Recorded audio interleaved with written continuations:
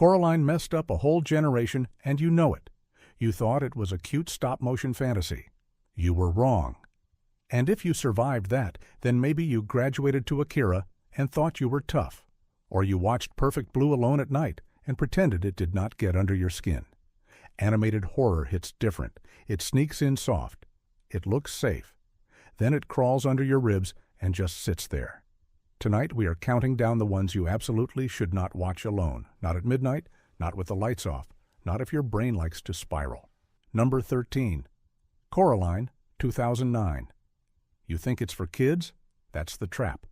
Bright colors, playful music. A bored girl finds a secret door. Harmless, right? But the moment Coraline crawls through that tunnel, something shifts. The other side is warmer, brighter, more attentive. Her other mother cooks, listens, cares. It feels perfect. And then, those button eyes. That image alone unsettles something deep. Because the horror here isn't loud, it's psychological. The idea that love can be manufactured, shaped into something irresistible, then used to control you. The other mother doesn't rush. She waits, smiles, watches, slowly tightens her grip. And when the illusion cracks, what's underneath isn't just frightening. It's disturbing on a physical level. Watching this alone makes it hit harder. The film is built on isolation. Coraline is ignored, unseen, left in silence.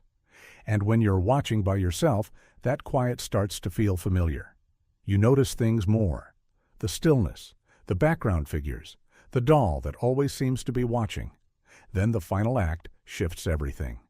The other mother changes. Long limbs, sharp angles, moving like something that doesn't belong in the same space as you. Stop motion makes it worse. Every movement is slightly off, too precise, too unnatural.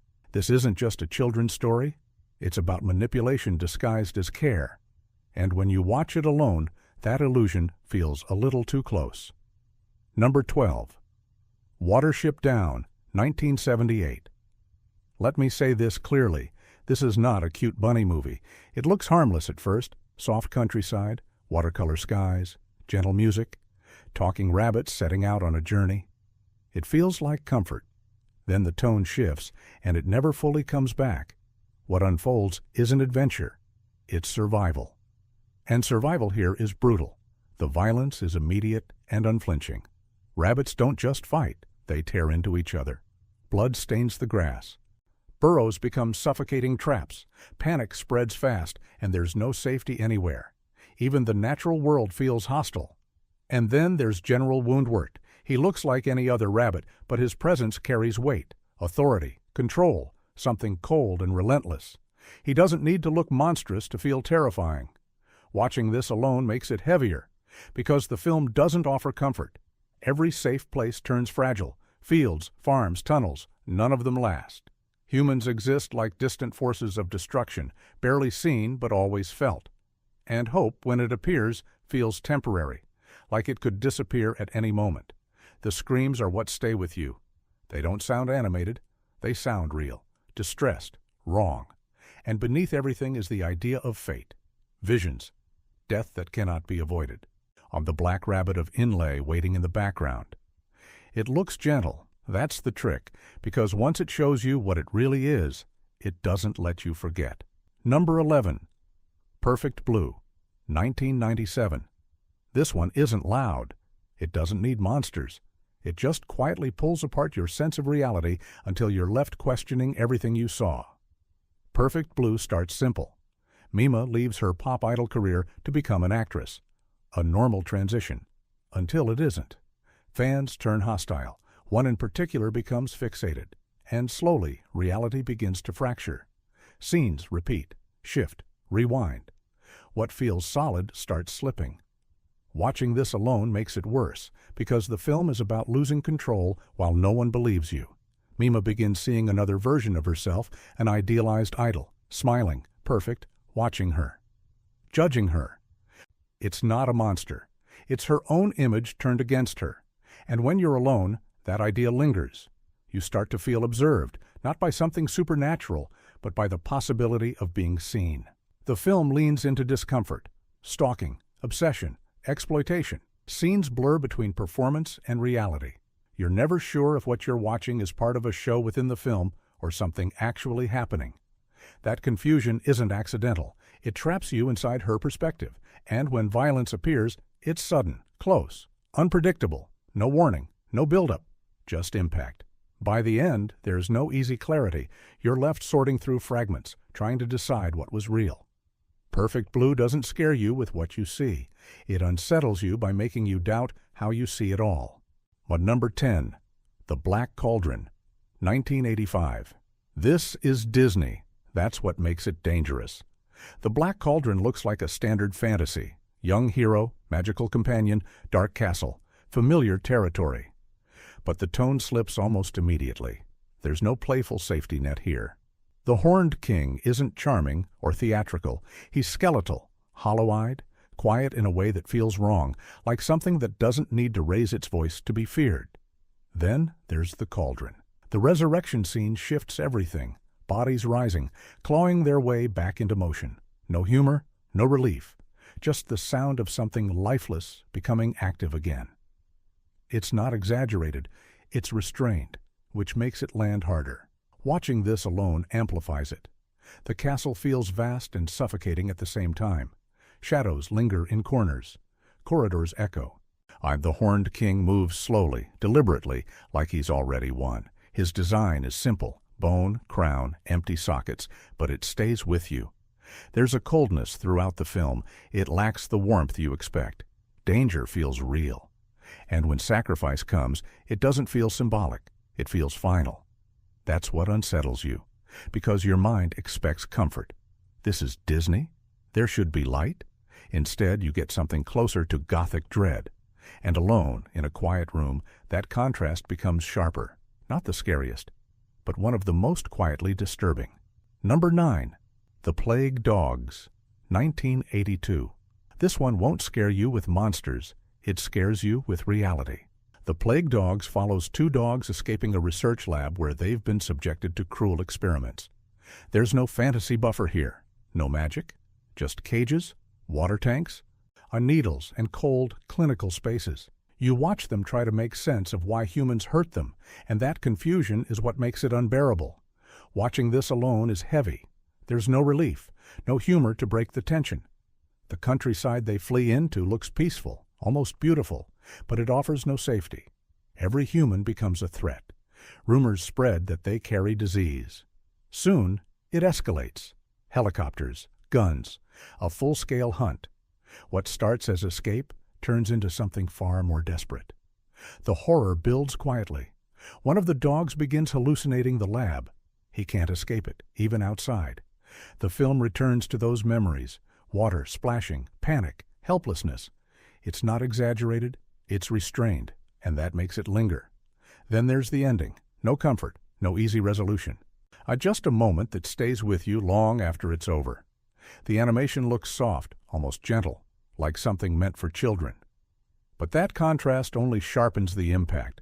You're not prepared for how far it goes. This isn't background viewing. It asks for your attention and then leaves you with something heavy. And if you're alone when it ends, you'll feel it. Number 8.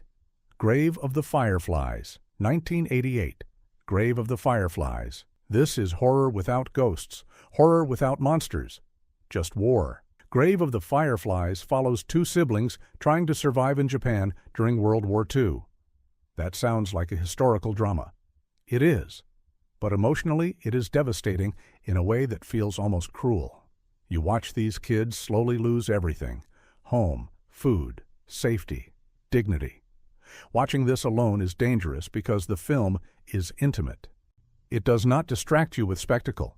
It focuses on small moments: a tin of candy, a firefly glowing in the dark, a train station that becomes a shelter. The silence between lines of dialogue stretches. When you are alone, those silences grow louder. The horror here is helplessness. You see systems fail, adults fail, society collapse around two children who are too young to fully understand what is happening. And because it is animated, your brain drops its guard at first. The characters look gentle, expressive, almost soft. Then reality hits them again and again. There are scenes that feel impossible to shake: illness creeping in, Hunger becoming visible, the way hope flickers and fades. No sudden shocks, just slow inevitability. Alone, you cannot escape into small talk or distraction. You are forced to sit with it. To think about how ordinary people suffer during war. That kind of horror lingers longer than any jump scare. This is a masterpiece, but it is also emotionally punishing. Watching it by yourself at night can leave you staring at the ceiling long after it ends. Number 7. Akira, 1988. You think you're ready for this one because it's iconic, stylish, familiar. You've seen the bike slide, the neon streets, the explosions. It feels like pure cyberpunk cool. It isn't. Akira opens with chaos, riots, gangs, government experiments, loud, kinetic, overwhelming. But as it unfolds, something shifts. The energy becomes unstable, like the world is cracking beneath the surface. That tension builds quietly, then all at once. Tetsuo is where the horror lives, not because he's evil, but because he's human, fragile, angry, desperate to matter. And when he gains power, it doesn't elevate him. It magnifies everything already inside him. His insecurity, his resentment, his need to be seen. And that spiral feels real. Then the body horror begins. It doesn't rush. It stretches. His body mutates slowly, bones distorting, flesh expanding, losing form. The animation lingers on it. Veins, muscle, strain. It feels alive in a way that's hard to watch. Watching alone makes it heavier. There's no break in the intensity, no moment to step back. The music rises, the visuals escalate, and you're left absorbing it all. But it's not just Tetsuo. Neo-Tokyo feels infected. A city rebuilt over trauma, never healed. Experiments, cults, unnatural light. Everything feels like it's waiting to collapse. And when it does, it's overwhelming. By the end, it's no longer just a story. It's something bigger. Abstract, almost cosmic. Number 6. The House, 2022. This one looks harmless. That's the trick. The house unfolds in 3 separate stories, different families, different eras, the same building. And that building isn't haunted in the usual sense. It's something quieter, something off, the kind of wrongness that settles in slowly and doesn't leave. The stop-motion style feels soft, almost comforting. Rounded faces, knitted textures, warm lighting. It lowers your guard. Then the discomfort starts. The first story follows a struggling family invited into a grand mansion by a strange architect. It promises a better life, stability, status. But the house begins to isolate them. The parents become obsessed, fixated on appearances and endless renovation. The children fade into the background. The rooms feel too large, too empty. To watching alone, the silence stretches. Every creak feels deliberate. The second story shifts tone. A developer tries to sell the same house to unsettling buyers, figures that look human but aren't quite right. Their smiles linger too long. Their behavior feels invasive. It leans into absurdity, but the humor doesn't release tension. It tightens it. The third story slows everything down. Floodwaters rise. The world empties. One resident refuses to leave. That quiet refusal, that isolation, hits differently when you're alone. There's no gore here, just atmosphere. The house doesn't chase. It waits. And when it's over, you don't feel scared. You feel aware. Number 5. The Wolf House, 2018. This one feels cursed, not in a loud, obvious way, but in a slow, crawling way that lingers under your skin. The Wolf House looks handmade. Painted walls, rough, shifting figures. Nothing stays still. Rooms melt and reform while you're watching. Faces stretch. Bodies change shape mid-sentence. The environment itself refuses to settle, and that instability keeps you on edge. On the surface, it's about a girl hiding after escaping a cult, but beneath that is something heavier. Trauma, control, fear disguised as protection. The house is meant to keep her safe. Instead, it feels alive, watching, closing in. The animation is the real horror. Characters morph into animals. Animals blur back into people. Paint peels off walls and reshapes into faces. It feels raw, unfinished, like something you weren't meant to see. Watching alone makes it worse. The film doesn't guide you. It whispers. Dialogue feels distant, like a fading memory. You begin to question everything. Is the wolf real? Is the house? Is she? Repetition traps you. Words echo, movements loop. It feels like being stuck inside someone else's mind. And slowly you stop resisting. You just watch. There's no heavy gore, just distortion, and distortion lingers longer. By the end, it feels like you've walked through something that changed while you were inside it, and maybe followed you out. Number 4. Belladonna of Sadness, 1973. This one is slow, hypnotic, beautiful, and deeply disturbing. Belladonna of Sadness unfolds like a living painting, watercolors drifting across the screen, delicate lines, almost dreamlike compositions. At first, it feels like a tragic historical tale, a quiet story of love and hardship. But slowly, almost imperceptibly, it shifts. Desire seeps in, power begins to twist, and something unseen starts pulling the story into darker territory. The horror here is not loud, it's internal. A woman is crushed under the weight of her world, poverty, cruelty, isolation. Instead of exploding outward, the film lets that suffering simmer. It introduces a small, imp-like presence, subtle at first, whispering, growing, feeding on vulnerability. It never fully reveals itself, which makes it feel even more invasive. Watching alone deepens the effect. The pacing is deliberate, long stretches of stillness, music that feels ritualistic, almost hypnotic. Scenes blur the line between beauty and dread. At times, the visuals become abstract, colors bleeding, shapes dissolving, reality slipping away. It doesn't feel like a story anymore. It feels like a descent.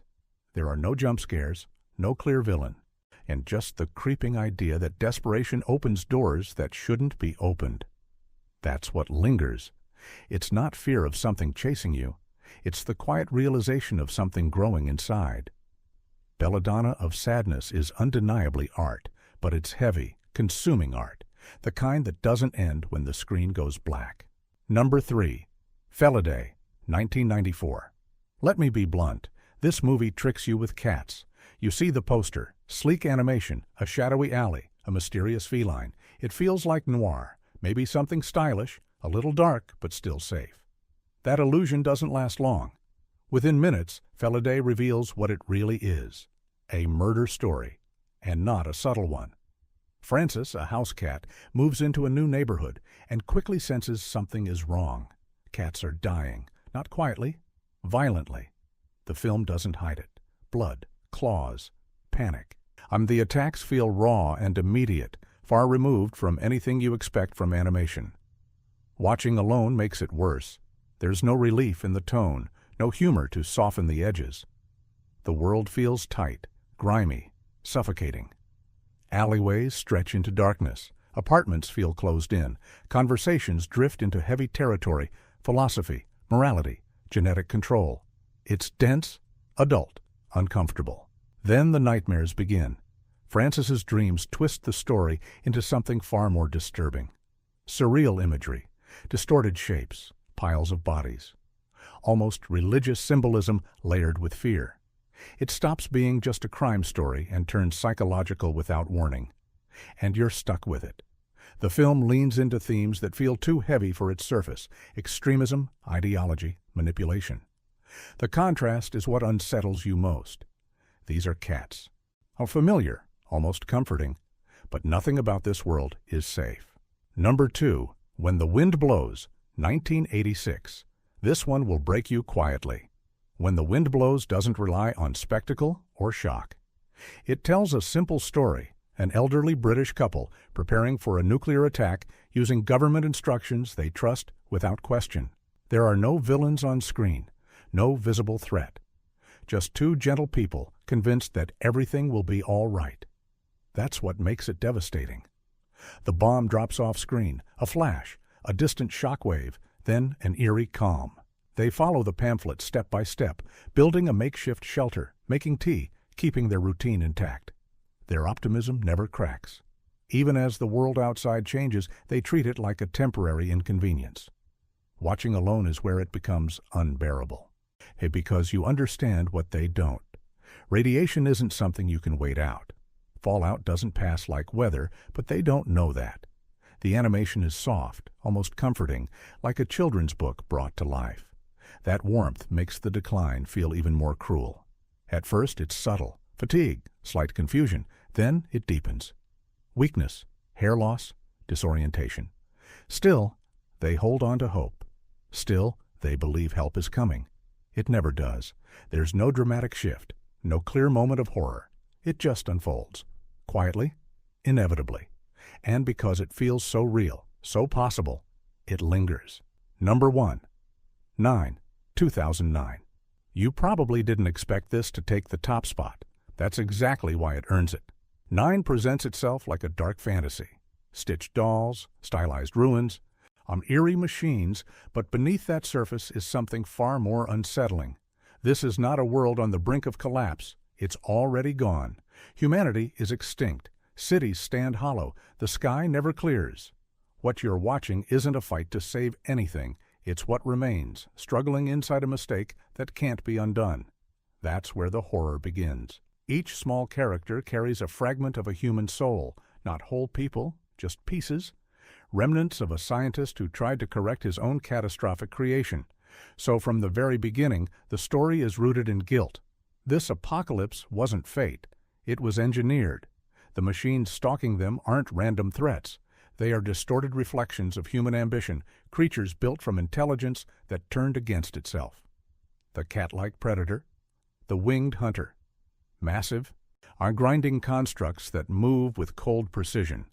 Their sounds linger, metal scraping, shrill mechanical cries, leaving an eerie silence between each attack.